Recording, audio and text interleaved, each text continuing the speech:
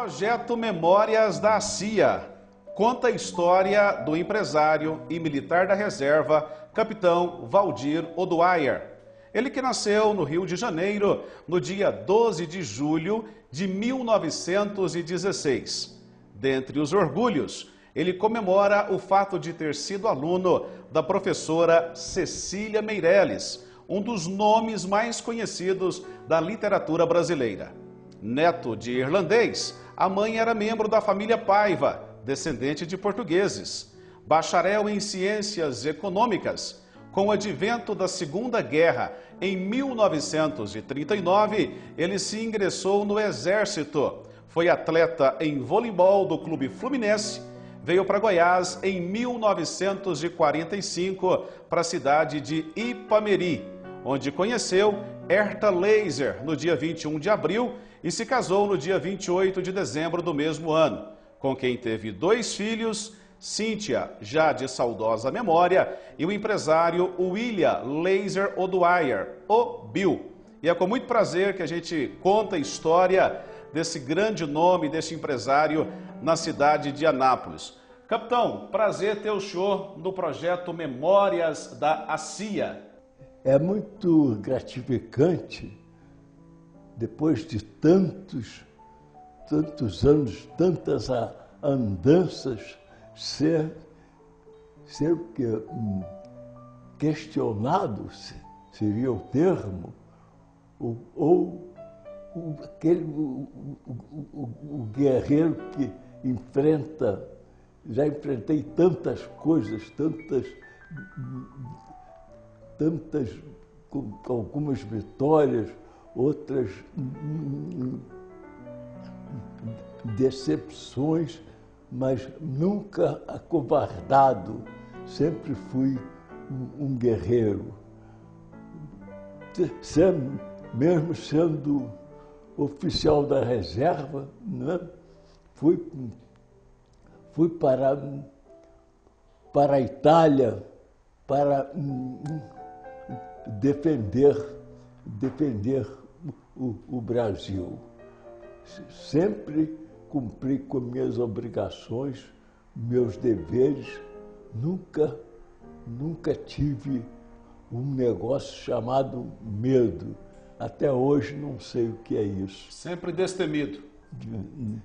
Estou sempre pronto a enfrentar os obstáculos e a defender o que eu considero certo. Não admito fazer coisas erradas. Sempre defendi aquilo que achei justo e legal. E assim vou cumprir a minha missão. Acredito que a minha missão já esteja bem perto de ser cumprida, porquanto já vou fazer já fiz os 100 anos de vivência, 100 anos que sempre procurei cumprir com minhas obrigações e, de fato, sempre consegui cumprir. Tenho a satisfação de jamais ter tido me acovardado em qualquer missão. Sempre cumpri todas as minhas missões com muita galhardia, sem conhecer o que fosse o medo e principalmente a covardia. E assim espero cumprir minha missão, que acredito que já esteja bem próxima, né? E passar para a posteridade como um cara que cumpriu sua obrigação. nunca se acovardou, nunca faltou com a verdade. E a verdade é a coisa mais certa que existe. Você falando a verdade, não tem nada a esconder, porque a verdade é a verdade. É coisa que não se pode torcer, que não se pode modificar. Estou prestes a completar os 101 anos. Pretendo, ao completar isso, poder, de cabeça erguida, sem orgulho, sem pretensão, mas com galhardia, cumprir mais essa missão que espero que não será breve, né? Porque quando se completa os 100 anos, atinge os 101, é porque a coisa já está chegando a hora de partir para o além, né? E partir para o além. Isso o assusta, capitão? Mas não me assusta. Isso não me assusta, porque isso eu considero quase como uma normalidade, né? Partir para o além com 101 anos de idade. Do nascimento, que foi em 1916 até 1939, o que o senhor recorda do Rio de Janeiro nessa ocasião? Recordo do Rio de Janeiro boas passagens, porquanto, sendo de uma família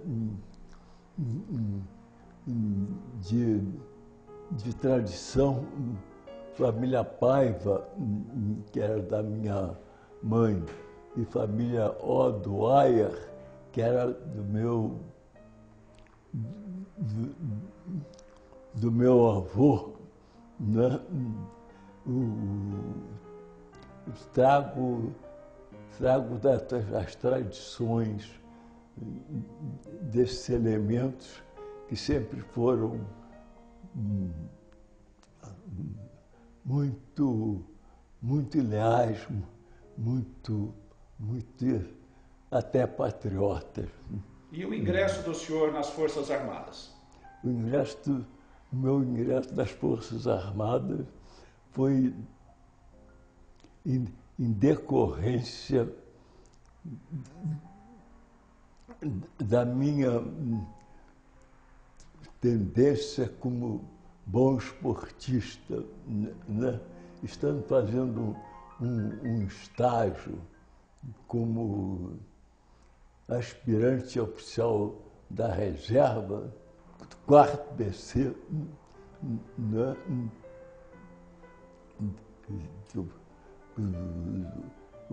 E foi quando tive a ocasião de conhecer o guerreiro general, na época, Coronel Zenóbio, que era um esportista e que queria sempre ser o vencedor, não é? Nessa época, eu era um campeão de voleibol, e como estava dando prestígio ao voleibol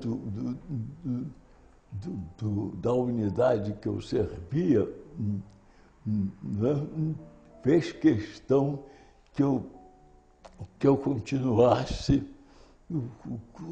servindo ao Exército, mesmo como oficial da reserva, porque ele gostava de ver que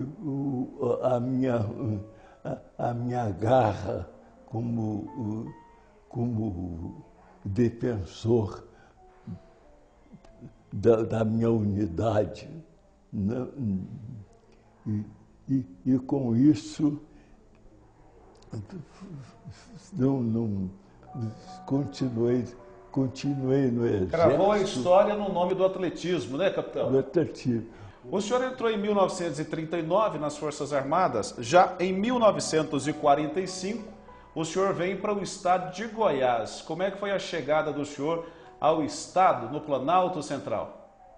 Ao estado de Goiás, eu vim para Ipameri, que era a sede do sexto BC. Nesse Ipameri, eu senti, vamos dizer, o entusiasmo do povo daquela cidade em que eu me tornei logo em seguida cidadão ipamerino. E o que foi mais grandioso foi a pessoa que eu fiquei conhecendo ao caminhar para o quartel, ao passar pela praça da Matriz, vislumbrei a moça mais bonita que eu já tinha conhecido na minha vida. Logo em seguida, fiquei sabendo que ela se chamava Herta, e por quem eu, de fato, me apaixonei, né? E a paixão foi tão grande que eu cheguei para Ipameri em abril, em dezembro já estava me casando, de cujo matrimônio tivemos 2 filhos, Bill e a Cíntia, que me deram muita alegria, muito prazer e muito orgulho. Quantos netos, capitão? Netos, olha que você está me apertando. mas eu sei que tem.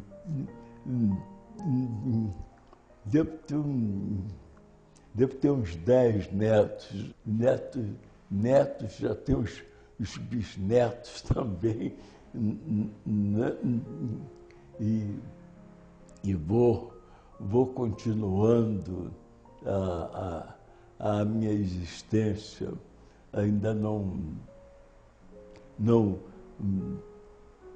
ensaiei as armas, sempre que é preciso, guardadas as devidas proporções, né? Ainda tenho o espírito de luta e principalmente de patriotismo, né? Bom, o casamento fez com que o senhor pudesse desanimar e prosseguir carreira no militarismo? Como é que foi essa decisão, capitão? A decisão foi justamente o que motivou foi que eu queria ficar em Ipameri, onde eu me casei em Ipameri, com aquela moça que eu havia visto quando estava seguindo para o quartel, e daí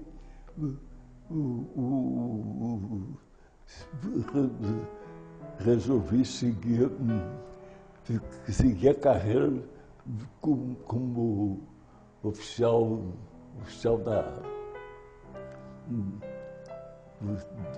mesmo como oficial da reserva, recebi de aspirante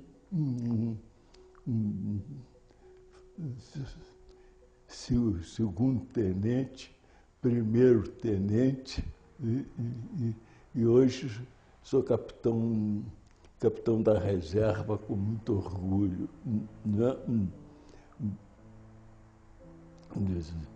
Daí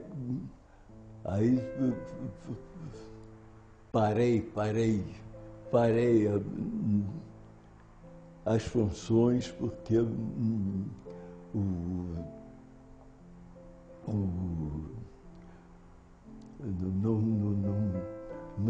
minha carreira encerrou. Deixando a carreira militar, o senhor optou por trabalhar em frigorífico. Como é que foi essa experiência, capitão? Isso já foi justamente ainda em Ipameri. Sempre foi muito prestigiado, não é? E com o meu casamento, mais ainda me integrei em Ipameri, onde continuei como a vida como empresário, sendo sempre mantendo a função de militar e em seguida como empresário, onde tive ocasião de seguir a carreira de industrial. Sendo industrial,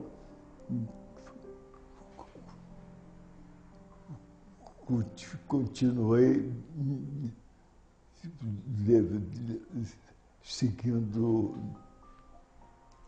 seguindo a carreira, passei a ser dono de um frigorífico.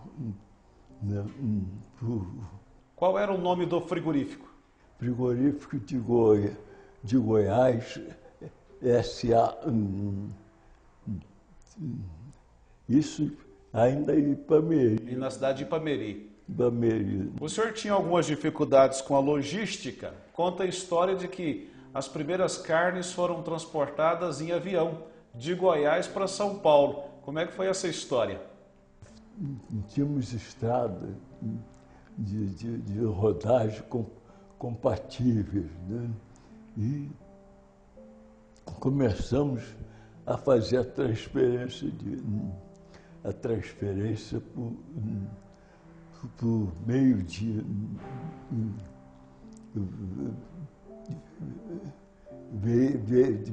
veículos,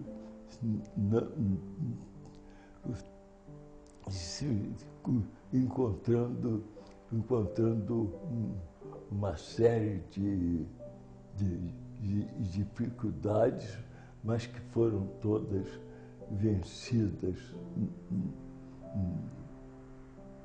embora com muito sacrifício. O senhor deu um exemplo de logística ao superar as deficitárias estradas e efetuar o transporte de carne em aviões. Um outro grande feito foi a inauguração do primeiro frigorífico, que inclusive contou com a presença do ex-presidente JK. Como é que o senhor se recorda desse momento?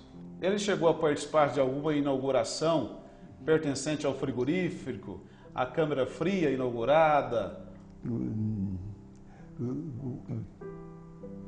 Nós inauguramos em Brasília a primeira câmara fria.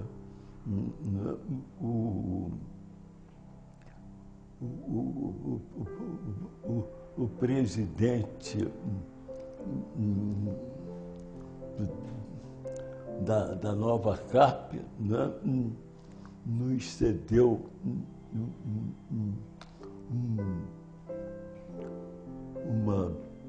um espaço da W3, onde construímos a primeira não era açougue, porque o Israel Pinheiro não queria que Brasília tivesse açougue. Era casa de carne com todo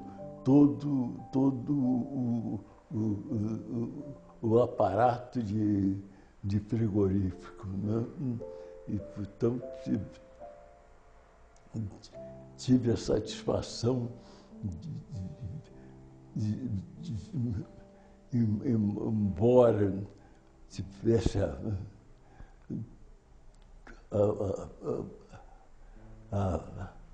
a tendência de empresário, né? Passei a participar da vida industrial, tendo a primeira casa de carne de Brasília, era o frigorífico do frigorífico de Goiás, S.A. Sempre visionário, né? Nós passamos a ter uma casa de carne considerada padrão. Eram frigoríficos já muito bem montados, né? Isso seguindo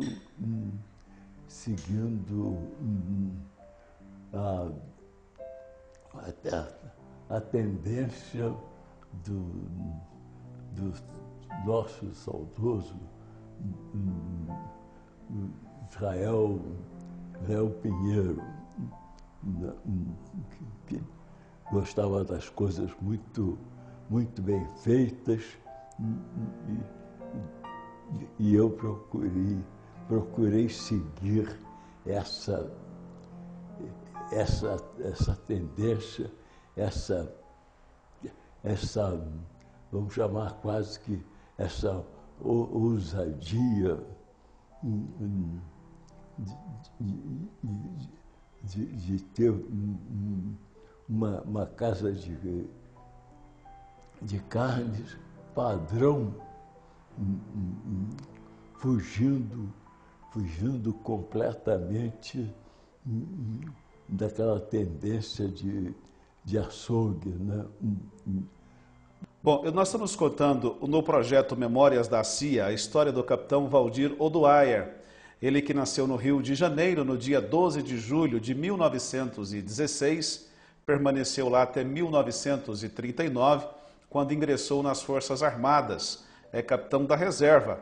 Em 1945 chegou ao estado de Goiás, especificamente na cidade de Ipameri, mas foi em 1959 que o empresário chegou à cidade de Anápolis. Vamos contar um pouco dessa chegada a Anápolis. O que o senhor lembra de Anápolis de 59, capitão? Anápolis foi onde eu iniciei propriamente a minha carreira como dono de frigorífico. Aqui o primeiro frigorífico de Anápolis era esse atual Frigoiás, né? que mais tarde se tornou o frigorífico padrão de Goiás, né? Foi justamente o Frigoiás, né? Que foi criado o primeiro frigorífico. Já era na Vila Fabril nessa ocasião? Já era na Vila Fabril.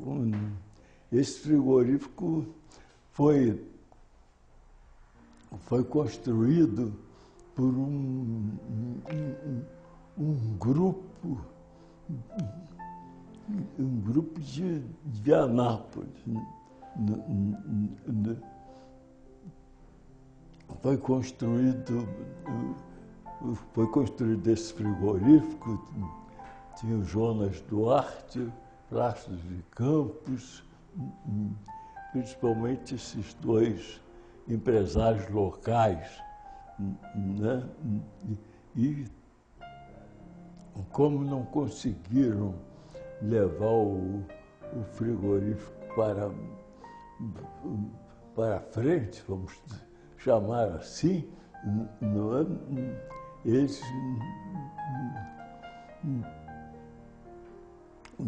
conseguiram me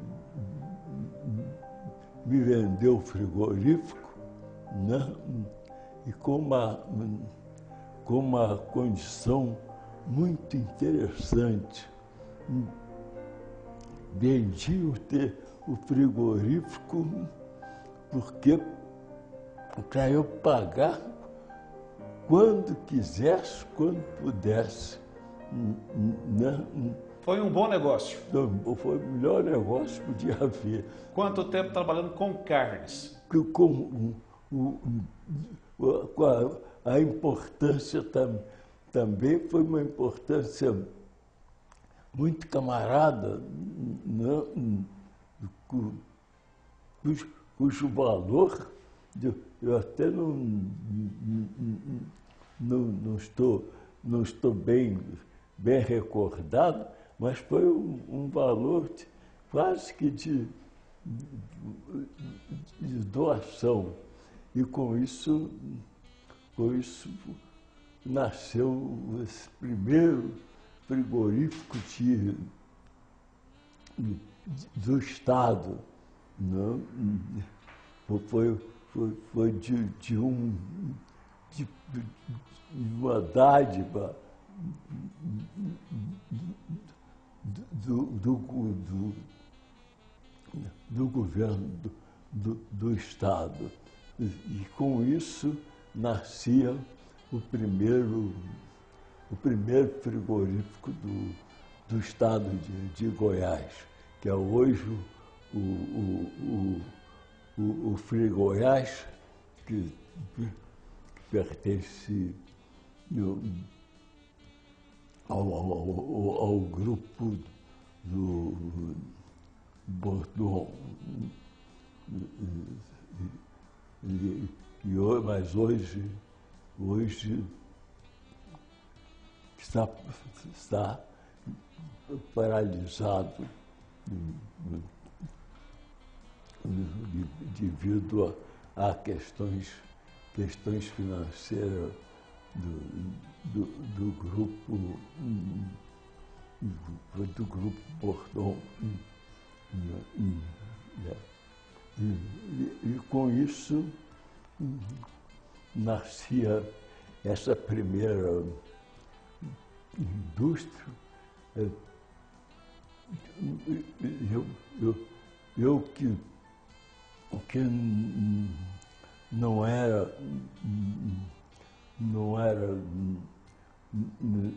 empresário, né? me tornei o primeiro... E por um período o senhor foi o rei do gado, Não, com os frigoríficos. Nunca cheguei a ser o rei do gado, porque o gado que nós abatíamos era todo adquirido de Terceiros. terceiros, né? De modo que não tinha, não era dono de boiada e muito menos rei do gado. Nós já comprávamos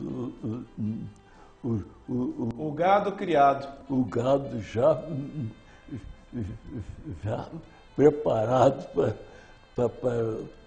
Nessa época ainda fazíamos era charque. Ainda não era nem carne frigorificada, era charque que nós construíamos. Charque não se constrói, charque se prepara. Foi isso. E hoje o frigorífico está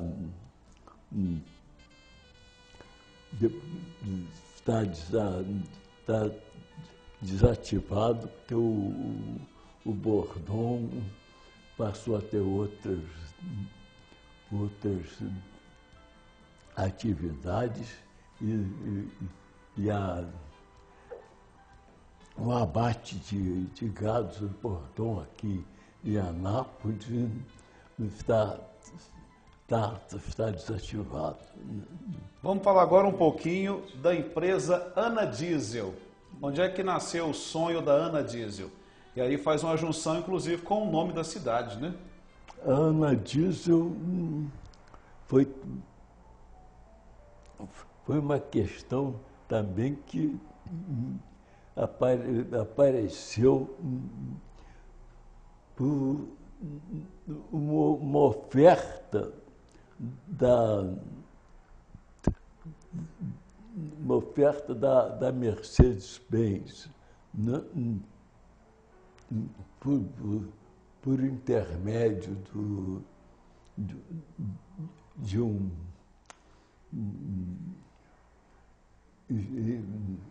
inspetor lá da Mercedes, tendo vindo aqui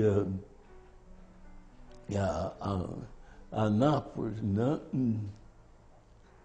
Soube que eu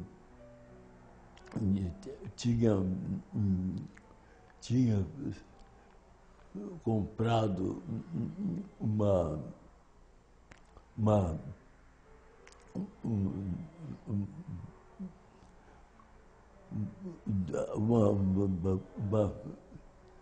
revenda de veículos, me ofereceu em nome da Mercedes, Uma concessão ou uma franquia? Nós éramos concessionários da Mercedes-Benz, né? Ela nos ofereceu essa concessão, né? Coisa assim, quase que caída do céu, porque eu não havia pedido, ela que mandou oferecer, e eu acertadamente aceitei, né? E até hoje somos concessionários da... Há mais de 50 anos negociando caminhões. Mais de 50 anos, justamente, tem mais de 50 anos.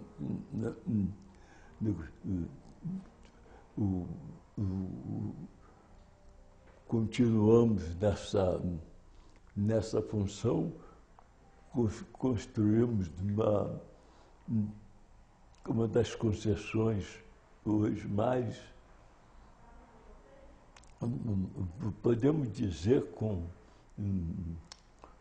muito orgulho, uma das concessões com as instalações mais bonitas do Brasil. Essa concessão aqui de Anápolis, não é? Ela é muito bem, além de bem feita, está muito bem localizada, né? E o privilégio geográfico de Anápolis, né? Geográfico, justamente, né? É uma concessão muito, tem umas instalações muito bonitas, né? Que eu tive a honra de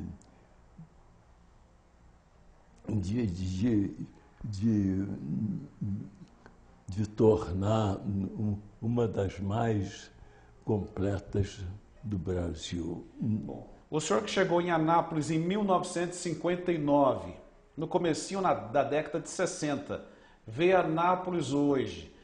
O senhor esperava que Anápolis pudesse chegar, de fato, onde chegou, capitão? Anápolis ela tem uma situação privilegiada, né? Ela está praticamente no coração do Brasil. Daqui ela tem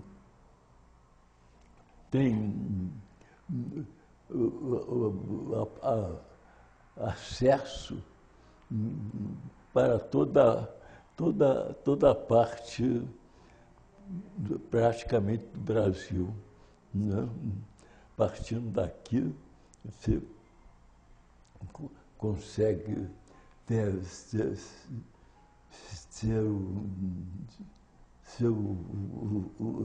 vamos dizer, o ponto zero. Ponto zero.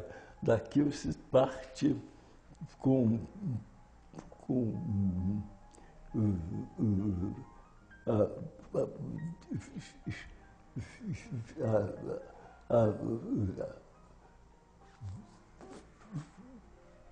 parte para o resto do Brasil. O Anápolis está num centro geográfico muito importante, né? E vai se tornar ainda muito mais breve quando tiver aqui o desenvolvimento dessas indústrias que estão crescendo, estão nascendo, né? Muito breve vai ter até uma construção de uma plataforma logística multimodal. Essa será também uma realidade, mas ela terá breve. O senhor se refere a Caracal, a fábrica de armamentos? Que é a fábrica de armamentos, justamente. O senhor acha que é uma conquista para a cidade? Eu acho que é uma conquista para a cidade, embora seja uma coisa bélica, não muito, mas não deixa de ser uma fábrica, uma empresa que terá vai gerar muitos empregos. E o armamento, quem tem o armamento